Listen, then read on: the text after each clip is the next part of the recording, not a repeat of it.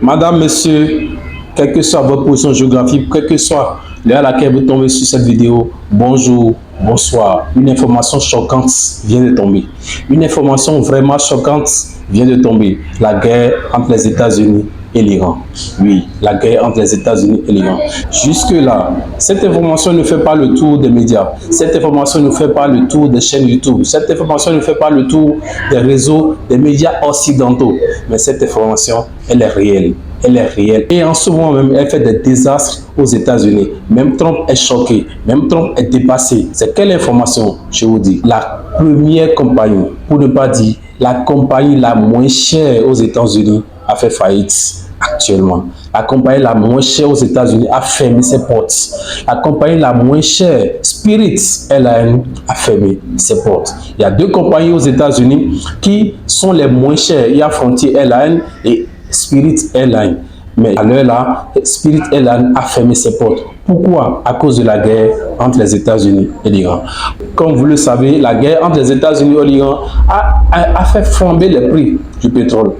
Le prix du pétrole a flambé à la pompe. Donc, le prix du kérosène est multiplié par 3 et multiplié par 4.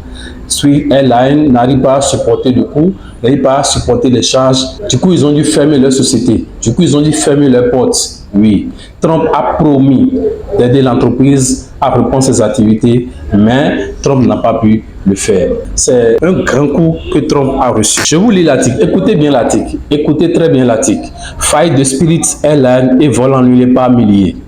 La crise du kérosène tourne au désastre pour les compagnies aériennes. En raison de la guerre en Iran, les annonces de suppression de vols et de hausse des prix de billets se sont succédées ces dernières semaines. Ce samedi, la compagnie low-cost américaine Spirit Airlines a cessé ses activités. Quand on parle de low-cost, c'est pour dire que la compagnie la moins chère aux États-Unis. Pour les médias, l'industrie fait face à un test de résistance globale. Tous nos vols sont annulés et notre service clientèle n'est plus disponible.